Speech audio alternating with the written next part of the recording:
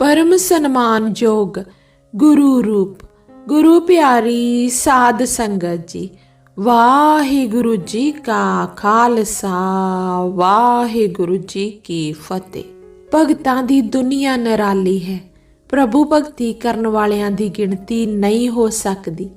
इस जगत विच अनेकां महापुरुष होए हन जिन्हां ने प्रभु दे नाम आसरे जीवन बतीत कीते हन ते ਉਹ इस जगत विच अमर होए, जदों कि होर लोग जो मायाधारी सन ਉਹ मारे गए ते उन्हां दा कुछ नहीं बनिया।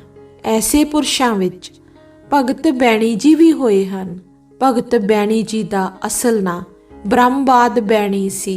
भगत जी दा जन्म आसनी पिंड विच होया। जाति दे ब्राह्मण सन ते गरीब ऐने सन कि जीवन तो उदास हो गए सन। रात दिन यही विचारते सन कि मनुख नूं अपने जीवन का अंत कर लेना चाहिदा है। की पता मरण तो बाद अगले जन्म विच मैं सुखी हो जावां। ऐसियां ही दलीलां करिया करदे सन, क्योंकि भुखे बच्चियां दा विलकणा उन्हां तों देखिया नहीं सी जांदा।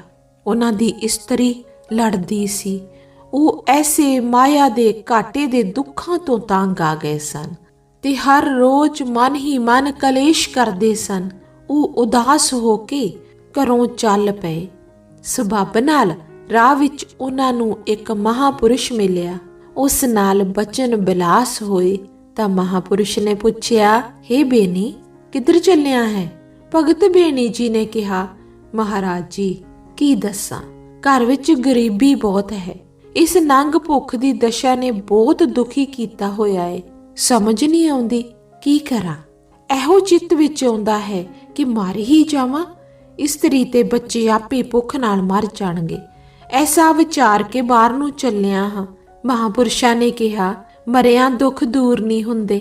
आत्मघात करेगा तां आत्मा दुखी होवेगी, नरकां दा भागी बनेगा। मेहनत कर, ते जे होर मेहनत नहीं करनी ਤਾਂ ਪ੍ਰਭੂ ਭਗਤੀ ਦੀ ਹੀ ਮਿਹਨਤ ਕਰਿਆ ਕਰ। ਜੋ ਭਗਤੀ ਕਰਦਾ ਹੈ ਪਰਮਾਤਮਾ ਉਸ ਦੀਆਂ ਸਾਰੀਆਂ ਕਾਮਨਾਵਾਂ ਪੂਰੀਆਂ ਕਰਦਾ ਹੈ। ਜੀਵਾਂ ਦੀ ਚਿੰਤਾ ਪਰਮਾਤਮਾ ਨੂੰ ਹੈ। ਕਰਮ ਗਤੀ ਹੈ, ਕਰਮਾਂ ਦਾ ਫਲ ਭੋਗਣਾ ਪੈਂਦਾ ਹੈ। ਕਿਸੇ ਜਨਮ ਵਿੱਚ ਅਜਿਹਾ ਕਰਮ ਹੋਇਆ ਹੈ ਜੋ ਇਹ ਦੁੱਖ ਦੇਖਣੇ ਪਏ ਹਨ। ਹੁਣ ਤੂੰ ਪ੍ਰਭੂ ਦੀ ਭਗਤੀ ਕਰ ਤਾਂ ਜ਼ਰੂਰ ਭਲਾ ਹੋਵੇਗਾ। ਉਸ ਮਹਾਪੁਰਸ਼ ਦਾ ਉਪਦੇਸ਼ बेणी जी नूं चंगा लगा। मन ते असर होया ते जंगल वाल चल पे। वो जाके भगती करन लगे। इस तरह कुछ दिन लंघ गए। महापुरुषां दे दस्सण अनुसार भगत बैणी जी बाहर एकांत विच समाधि ला के भगती करन लग पे। मन एकाग्र करन लग गए, पर भगती गुप्त रखन लग पे। किसे नूं उन्हां ने नहीं दस्सिया। जदों ओ घर आउंदे ਤਾਂ ਉਹਨਾਂ ਦੀ ਇਸਤਰੀ ਪੁੱਛਦੀ, ਕਿੱਥੋਂ ਆਏ ਹੋ? ਤਾਂ ਭਗਤ ਬੈਣੀ ਜੀ ਕਹਿੰਦੇ, ਰਾਜ ਦਰਬਾਰ ਵਿੱਚ ਕਥਾ ਕਰਦਾ ਹਾਂ। ਜਦੋਂ ਕਥਾ ਮੁੱਕੇਗੀ, ਭੋਗ ਪਵੇਗਾ ਤਾਂ ਜ਼ਰੂਰ ਹੀ ਰਾਜਾ ਦਖਣਾ ਦੇਵੇਗਾ। ਉਹ ਧਨ ਪਦਾਰਥ ਬਹੁਤ ਹੋਵੇਗਾ। ਉਸ ਨਾਲ ਆਪਣੀਆਂ ਲੋੜਾਂ ਪੂਰੀਆਂ ਹੋ ਜਾਣਗੀਆਂ। ਇਹ ਸੁਣ ਕੇ ਬੈਣੀ ਜੀ ਦੀ ਇਸਤਰੀ ਕ੍ਰੋਧ ਵਿੱਚ ਆ ਗਈ ਤੇ ਉਸਨੇ ਕਿਹਾ, ਚੁੱਲ੍ਹੇ ਵਿੱਚ ਪਵੇ ਤੇਰਾ ਰਾਜਾ। ਕਥਾ ਦਾ ਕੀ ਪਤਾ ਭੋਗ ਕਦੋਂ ਪਵੇ?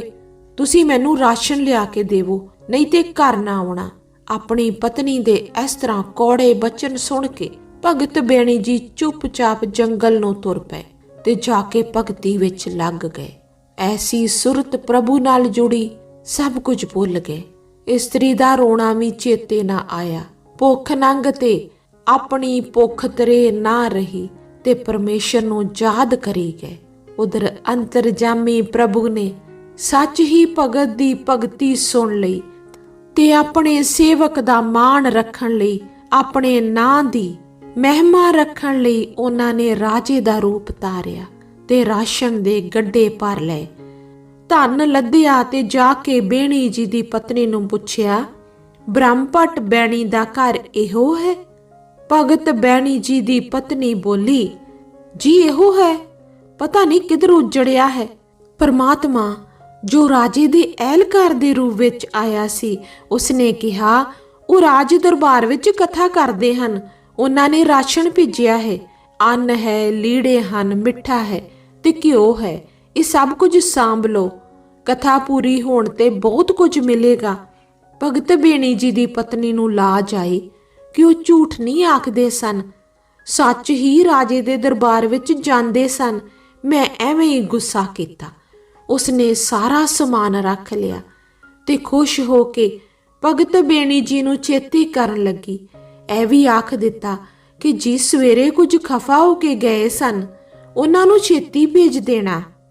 ਪ੍ਰਭੂ ਇਹ ਲੀਲਾ ਦੇਖ ਕੇ ਪ੍ਰਸੰਨ ਹੋ ਗਏ ਤੇ ਸਿੱਧੇ ਭਗਤ ਬੇਣੀ ਜੀ ਕੋਲ ਪੁੱਜੇ। ਉਹਨਾਂ ਨੂੰ ਜਾ ਕੇ ਸੁਰਤ ਵਿੱਚ ਲਿਆਂਦਾ ਤੇ ਆਖਿਆ, ਹੋਸ਼ਕਾਰ, ਤੇਰੀ ਭਗਤੀ ਪ੍ਰਵਾਨ ਹੋਈ ਜਾਂ ਤੇਰੀਆਂ ਸਾਰੀਆਂ ਲੋੜਾਂ ਪੂਰੀਆਂ ਹੋਈਆਂ, ਕਿਸੇ ਗੱਲ ਦੀ ਘਾਟ ਨਹੀਂ ਰਹੀ। ਭਗਤ ਬੇਣੀ ਜੀ ਨੇ ਦਰਸ਼ਨ ਕੀਤੇ, ਬਚਨ ਸੁਣੇ, ਪਰ ਜਦੋਂ ਅੱਗੇ ਵੱਧ ਕੇ ਨਮਸਕਾਰ ਕਰਨ ਲੱਗੇ ਤਾਂ ਪ੍ਰਭੂ ਆਪਣੀ ਮਾਇਆ ਸ਼ਕਤੀ ਨਾਲ ਅਲੋਪ ਹੋ ਗਏ। ਸਾਰਾ ਕੌਤਕ ਵੇਖ ਕੇ ਭਗਤ ਬੇਣੀ ਜੀ ਭਗਤੀ ਕਰਨ ਤੋਂ ਉੱਠੇ ਤੇ ਖੁਸ਼ੀ ਨਾਲ ਗਦ-ਗਦ ਹੋ ਕੇ ਵਾਪਸ ਘਰ ਨੂੰ ਨੱਠ ਉੱਠੇ। ਜਦੋਂ ਘਰ ਆਏ ਤਾਂ ਉਹਨਾਂ ਦੀ ਪਤਨੀ ਉਹਨਾਂ ਨੂੰ ਖੁਸ਼ ਹੋ ਕੇ ਮਿਲੀ, ਚਰਨੀ ਹੱਥ ਲਾਇਆ ਤੇ ਕਿਹਾ, ਮੈਨੂੰ ਖਿਮਾ ਕਰਨਾ ਜੀ, ਮੈਨੂੰ ਖਿਮਾ ਕਰਨਾ ਮਹਾਰਾਜ, ਮੈਂ ਭੁੱਲ ਗਈ ਸੀ ਕਿਉਂਕਿ ਭੁੱਖ ਨੇ ਤੰਗ ਕੀਤਾ ਸੀ। ਅਜੋਗ ਗੱਲਾਂ ਮੂੰਹੋਂ ਨਿਕਲ ਗਈਆਂ, ਮੈਨੂੰ ਮਾਫ ਕਰੋ। ਤੁਸੀਂ ਤਾਂ ਸਭ ਜਾਣੀ ਜਾਣ ਹੋ, ਰਾਜੇ ਦਾ ਬੰਦਾ ਸਭ ਕੁਝ ਦੇ ਗਿਆ ਹੈ, ਹੁਣ ਕਿਸੇ ਗੱਲ ਦਾ ਘਾਟਾ ਨਹੀਂ। ਪ੍ਰਭੂ ਨੇ ਸਾਡੀ ਗੱਲ ਸੁਣ ਲਈ ਹੈ। ਭਗਤ ਬੈਣੀ ਜੀ ਸੁਣ ਕੇ ਪ੍ਰਸੰਨ ਹੋ ਗਏ ਤੇ ਇਹ ਸਭ ਕੁਝ ਪ੍ਰਭੂ ਭਗਤੀ ਦਾ ਫਲ ਹੈ। ਜੋ ਮਾਇਆ ਆਈ ਤੇ ਨਾਲ ਹੀ ਘਰ ਦੀ ਇਸਤਰੀ ਵੀ ਖੁਸ਼ ਹੋ ਗਈ।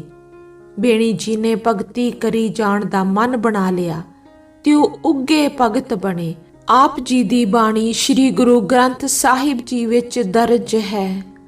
ਪਰਮਾਤਮਾ ਨੇ ਐਸਾ ਭਾਗ ਲਾਇਆ ਕਿ ਉਹਨਾਂ ਦੇ ਘਰ ਵਿੱਚ ਕੋਈ ਘਾਟ ਨਾ ਰਹੀ। ਭਜਨ ਬੰਦਗੀ ਕਰਦੇ ਰਹੇ। ਅੱਜ ਉਹਨਾਂ ਦੇ ਨਗਰ ਆਸਣੀ ਵਿੱਚ ਉਹਨਾਂ ਦੀ ਯਾਦ ਮਨਾਈ ਜਾਂਦੀ ਹੈ। ਪ੍ਰਭੂ ਨੂੰ ਜੋ ਚੇਤੇ ਕਰਦੇ ਹਨ, ਲੋਕ ਉਹਨਾਂ ਨੂੰ ਚੇਤੇ ਕਰਦੇ ਹਨ। ਐਸੀ ਨਾਮ ਦੀ ਮਹਿਮਾ ਹੈ। ਹੇ ਜਗਿਆਸੂ ਜਨੋ, ਤੁਸੀਂ ਵੀ ਭਗਤੀ ਕਰੋ, ਨਾਮ ਦਾ ਸਿਮਰਨ ਕਰੋ ਤਾਂ ਕਿ ਕਲਯੁਗ ਵਿੱਚ ਕਲਿਆਣ ਹੋ ਸਕੇ। ਹੋਈਆਂ ਭੁੱਲਾਂ ਚੁੱਕਾਂ ਦੀ ਖਿਮਾ ਬਖਸ਼ਣੀ ਜੀ। ਜੇ ਵੀਡੀਓ ਪਸੰਦ ਆਈ ਹੋਵੇ ਤੇ ਲਾਈਕ ਕਰੋ ਜੀ, ਸ਼ੇਅਰ ਕਰੋ ਜੀ ਤੇ ਕਮੈਂਟ ਬਾਕਸ ਵਿੱਚ ਵਾਹਿਗੁਰੂ ਜੀ ਜ਼ਰੂਰ ਲਿਖਣਾ ਜੀ। ਵਾਹਿਗੁਰੂ ਜੀ ਕਾ ਖਾਲਸਾ, ਵਾਹਿਗੁਰੂ ਜੀ ਕੀ ਫਤਿਹ।